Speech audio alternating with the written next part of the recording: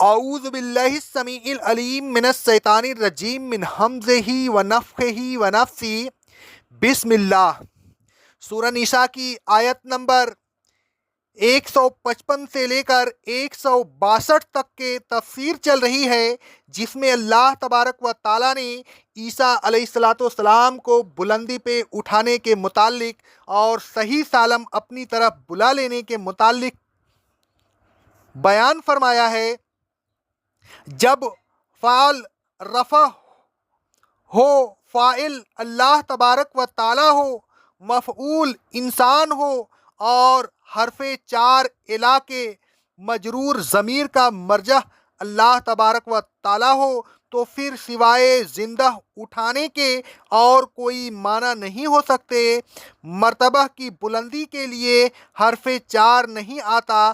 مثلا اللہ تبارک و تعالیٰ فرماتا ہے سورہ الزخرف کی آیت نمبر 32 میں، اور ہم نے ان میں بعض کو بعض پر درجات کے لحاظ سے بلندی عطا کی ہے تاکہ ایک دوسرے کو اپنا خادم بنائیں۔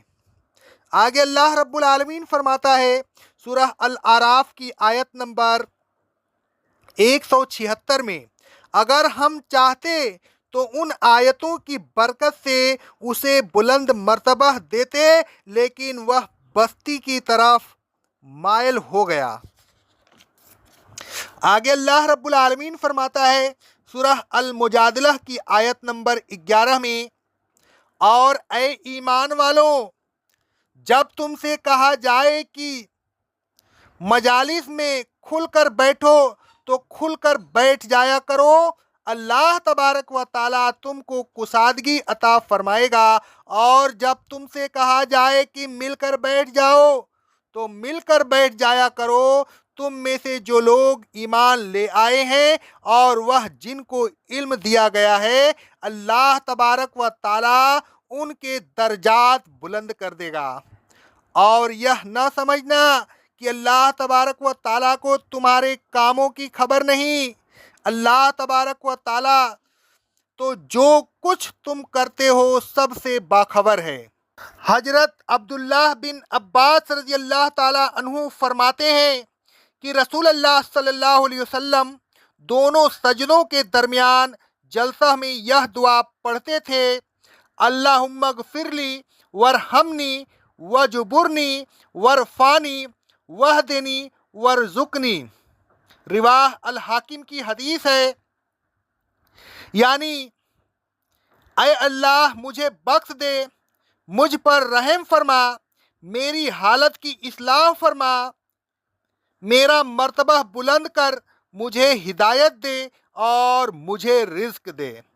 مندرجہ بالا دلائل سے معلوم ہوا کہ جب فعل رفع درجات کی بلندی کے لیے آتا ہے تو اس کے ساتھ حرف چار الہ استعمال نہیں ہوتا۔ نتیجہ ظاہر ہے کہ جب فعل رفع حرف چار کے ساتھ استعمال ہو تو معنی رفع درجات کے نہیں ہوتے، بلکہ مفعول کو پورا کا پورا اٹھانا مراد ہوتا ہے۔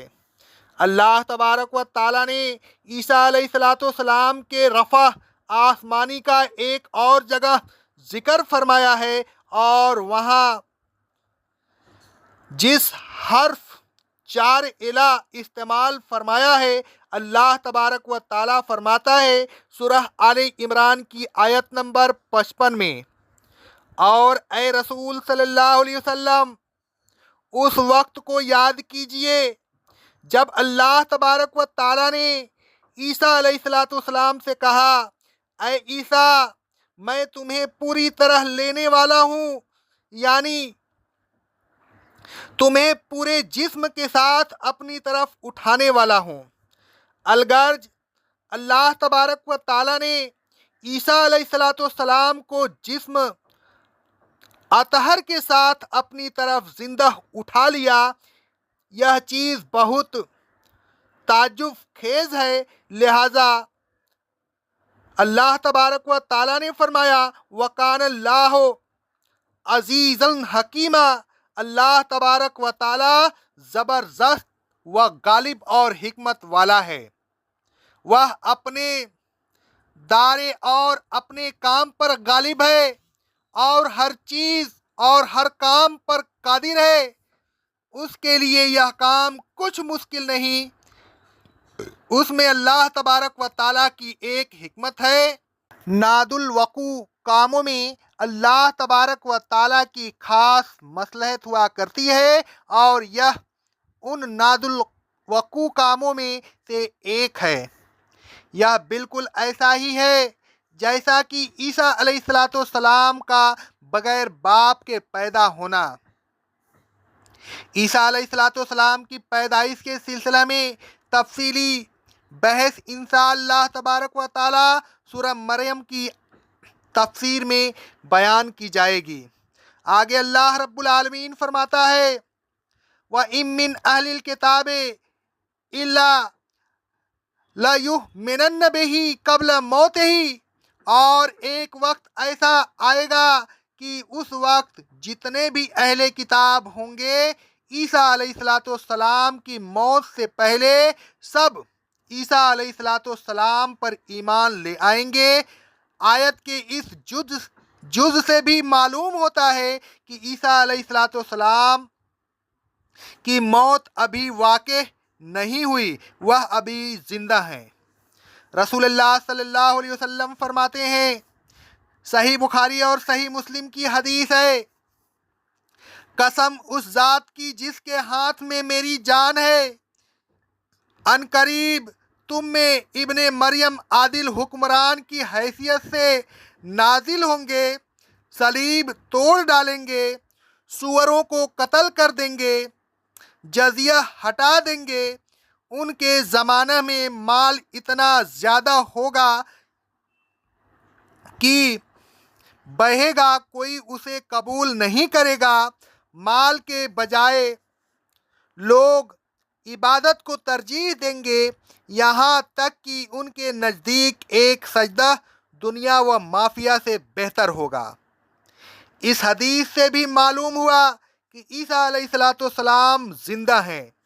रसूलुल्लाह सल्लल्लाहु अलैहि वसल्लम फरमाते हैं, सही मुस्लिम की हदीस है, मेरी उम्मत की एक जमात के लोग हमेशा हक पर जंग करते रहेंगे और क़यामत तक गालिब रहेंगे। फिर ईसा बिन मरियम अलैहिस्सलाम नाजिल होंगे। उनका अमीर कहेगा, आइए हमें नमाज पढ़ाइए।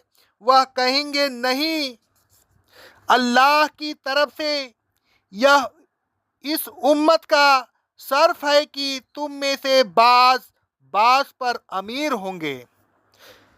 अक़ौलु क़ौली हाज़ा अस्तग़फ़िरुल्लाह अस्तग़फ़िरुल्लाह अस्तग़फ़िरुल्लाह।